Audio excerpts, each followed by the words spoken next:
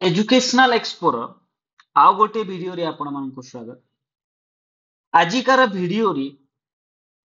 आमे जो रिसेंटली जो सुप्रीम कोर्ट कर जो वर्डिक्ट आसी जो ऑर्डर टा आसी जो रिजर्वेशन उपरी सही विषय रे आमे आलोचना करिबा। जेमिति कि आपण माने जानि पारुथिबे जो 9/9/2025 ना कोन हेतिला 9/9/2025 रे सुप्रीम कोर्ट गोटिए वर्डिक्ट देथिले काहाकु नै कि ना रिजर्वेशन को नै। जदि एहार आमे विस्तृत आलोचना करिबा ताहेले सपोज आमे गोटे एग्जांपल नेबा आउ आमे जो ये जो डिस्कशन टा करूचे आमे यहा in the context of centre करूचे। सेंटर रे जो बहुत सारा जो एग्जाम होची ताकू आमे डिस्कस करूचे। आ ओडिसा रो एठी कोनोसी आमे डिस्कस ओडिसा रो जो रिजर्वेशन पॉलिसी को लेके आमे कोनोसी डिस्कस करू नै। जदि आमे एई जो वर्डिक्ट आस्ता ता डिस्कस करिबा सपोज आमे जदि एग्जांपल नेबा जे कोनोसी भी जो रिक्रूटमेंट एग्जामिनेशन हुए जे कोनोसी भी जो रिक्रूटमेंट एग्जामिनेशन हुए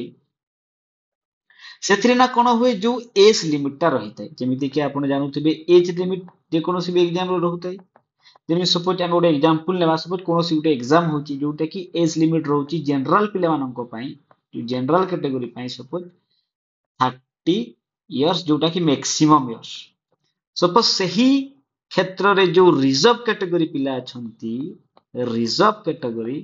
ତାଙ୍କ ପାଇଁ କଣ ହେବ ନା ତାଙ୍କ ପାଇଁ ସପୋଜ 33 ଇୟର୍ସ ହେବ। तो 33 इयर्स हला ता अर्थ एठी कोन होची 3 इयर्स कोन होची रिलैक्सेशन ना मिलुची सेमानंको पई रिलैक्सेशन मिलला कोन 3 इयर्स ता अर्थ सेमाने ऑलरेडी रिजर्व कैटेगरी रे रिलैक्सेशन पाई छंती यहा को आपण ध्यान देबे रिजर्व कैटेगरी रे जो रिलैक्सेशन पाउ छंती। तो यहा थिला जो बेसिक एरिया जानि पले तो जो इश्यूडा कोन हेतिला जो एसएसबी रो जो सेंट्रल गवर्नमेंट रो एसएसबी जो जीडी कॉन्स्टेबल जो एग्जाम टा करौथला जीडी कॉन्स्टेबल्स रो ना सेठी कोन होतला जो एज लिमिट जो रहुची एज लिमिट जा जो रहुची जनरल कैटेगरी पिलांको पई जो यूआर कैटेगरी पिलांको पई ना कोन होची 18 रु 23 सॉरी जनरल कैटेगरी पिला 18 रु 23 होता। सही क्षेत्र रे ओबीसी रहिला सपोज एसटी रहिले एससी रहिले ईडब्ल्यूएस रहिले एमाननको पई कोन हैला ना 18 रु 26 वर्ष ना 3 इयर्स रो 3 इयर्स रिलैक्सेशन मिलिला 3 इयर्स कोन हैला रिलैक्सेशन ना कोठी मिलिला ना एज क्षेत्र रे तो ऑलरेडी एमना रिजर्व कैटेगरी रे आसु छंती रिजर्व कैटेगरी एमना अप्लाई करे। तो जो जेते बेले एई जो कैटेगरी रे जो ए जो रिलैक्सेशन पाई छंती जो एसटी एससी ओबीसी कैटेगरी रो पिला माने सपोज कोन हैला एहर जेते बेले रिजल्ट आसिला ए एग्जाम रो जेते बेले रिजल्ट आसिला ना कोन हैला जो यूआर रो जो कट ऑफ थिला UR category cut off suppose जदी मानि के चलिबा सपोज 95 जदी अछि यूआर रो कट ऑफ ताहे जो ओबीसी कट ऑफ कोन हैला ना ओबीसी कट ऑफ गला 98 मार्क जनरली हम देखिबा एहा हुए नाही बहुत रेयर केस रे एमिति हुए। तो जेते बेले 98 मार्क आनी की गोटी ओबीसी कैटेगरी रो पिला सिलेक्टेड सिलेक्शन हैला नाही तार सिलेक्शन हैला नाही से कोन कला ना हाई कोर्ट को गला। तो कोन होला से हाई कोर्ट को गले हाई कोर्ट को गले से माने हाई कोर्ट को गुजरे गले तो हाई कोर्ट कहिले कि ना जो पिला माने मेरिटोरियस बेसिस रे कोन कोन हेबे सिलेक्शन हेबे। तो जो ए पिला जो ओबीसी क्षेत्र रे थिले से माने कोन कोन हला सिलेक्टेड हेई गले ओ जो रायटा दिले गवर्नमेंट को राय दे कि राय देले ना जो जितेंद्र कुमार जो थिले जो जितेंद्र कुमार सिंह वर्सेस जो उत्तर प्रदेश रो जो भेस उत्तर प्रदेश रो जो हेइतिला एथि कोन हेतिला ना जितेंद्र शर्मा को एमिति किया सिनारियो रे कोन जॉब मिलिथिला आ एथि कोन पे जॉब मिलिथिला ना सेठी सही जो नोटिफिकेशन रे एहा मेंशन थिला कि माने माइग्रेट करि परिबा अर्थ अन्य कैटेगरी रे पिला अन्य कैटेगरी रिजर्व कैटेगरी रे पिला यूआर कैटेगरी रे भी सिलेक्शन हेई परिबो सेथि पई एहा को दृष्टि रखी न हाई कोर्ट कोन कोले एई जो पिला गुडा को ओबीसी पिला गुडा को जोटा कि कमिशन एसएसबी जो थिला जे कि एग्जाम तांकु जो सिलेक्शन लिस्ट नै नथिला तांकु कोर्ट कहले ना हाई कोर्ट के आप इनको सिलेक्शन लिस्ट मिले। तो कोन कोले कमिशन नेक्स्ट कोन कोले जो कमिशन जो थिले जो एसएसबी कोन कोला ना हाई कोर्ट रो कोन हला सुप्रीम कोर्ट को गला ଯେତେବେଳେ ସୁପ୍ରିମ କୋର୍ଟ କୁ ଗଲା ସୁପ୍ରିମ କୋର୍ଟ ନା କଣ ଭର୍ଡିକ୍ଟ ଦେଲେ ସୁପ୍ରିମ କୋର୍ଟ ନା ଦୁଇଟା ଜିନିଷ କହିଲେ ପ୍ରଥମ ହେଲା ଯଦି କୌଣସି ପିଲା ଅନରିଜର୍ଭ କ୍ୟାଟେଗୋରୀରେ ସପୋଜ ଅନରିଜର୍ଭ ରେ ପକେଇଛି ସପୋଜ ଏସଟି ଏସସି ର ଅଟେ ଏସଟି ଏସସି ଓବିସି ଅଟେ ଆଉ ସେ କୌଣସି ରିଜର୍ଭେସନ କୌଣସି ଏଜ ରିଲାକ୍ସେସନ ନେଇ ନାହିଁ ଏଜ ରିଲାକ୍ସେସନ ଫି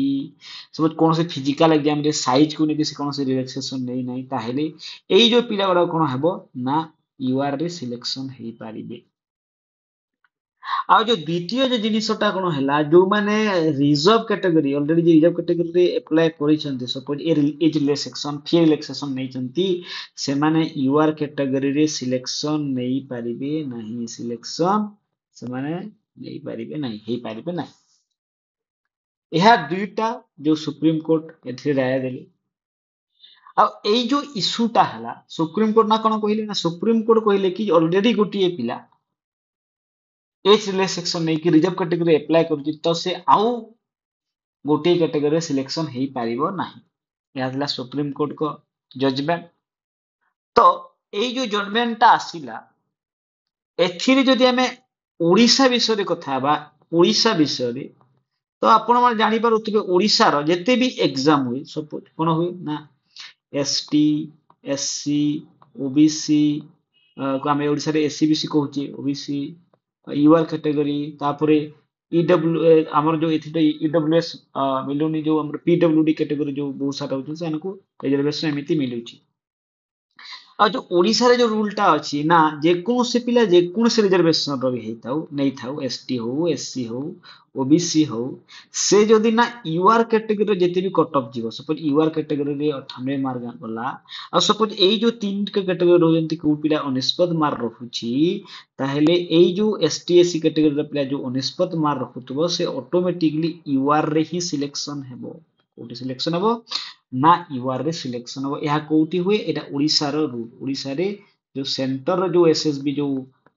ଯୋଉ ଡିଫରେଣ୍ଟ ଡିଫରେଣ୍ଟ ଏକ୍ଜାମ କଣ୍ଡକ୍ଟ କରୁଛି ତାର ରୁଲ ଆପ୍ଲିକେବୁଲ ନୁହେଁ। ତ ଆମର ଓଡ଼ିଶାରେ କଣ ହଉଛି ନା ଆପଣ ଯଦି ୟୁଆର କ୍ୟାଟେଗୋରୀରେ ଯୋଉ ଲୋଏଷ୍ଟ ମାର୍କ ରହୁଛି ସପୋଜ 98 ଯଦି କଟକ ଯାଉଛି କୌଣସି ପିଲା ଏସଟି ଏସସି ଓବିସି 98 ରୁ ଅଧିକ ମାର୍କ ରଖୁଛି या से यूआर कैटेगरी ही जीव तार निज कैटेगरी सिलेक्शन हेबो नाही। तो एई जो रिजर्वेशन जो डिसीजन टा आसिला ଏହା ଯଦି ଆମେ କଥା ହେବା ତାହେଲେ ଓଡ଼ିଶାର ଯୋଉ ଓଡ଼ିଶା ରେ ଏହାର କୌଣସି ଇମ୍ପାକ୍ଟ ରହିବ ନାହିଁ ଇମ୍ପାକ୍ଟ ରହିବ ନାହିଁ ଅନଲେସ୍ ଗଭର୍ଣ୍ଣମେଣ୍ଟ ଯଦି କୌଣସି ମୋଡିଫିକେସନ ନ କଲେ। ତ ମୁଁ ଆଶା କରେ ଆଜିକାର ଏହି ଭିଡିଓ ମାଧ୍ୟମରେ ଆପଣ ଇନଫର୍ମେସନ ପାଇପାରିଛନ୍ତି ଆଉ ଚ୍ୟାନେଲକୁ ଲାଇକ୍ ଏଣ୍ଡ ସବସ୍କ୍ରାଇବ କରିଦିଅନ୍ତୁ।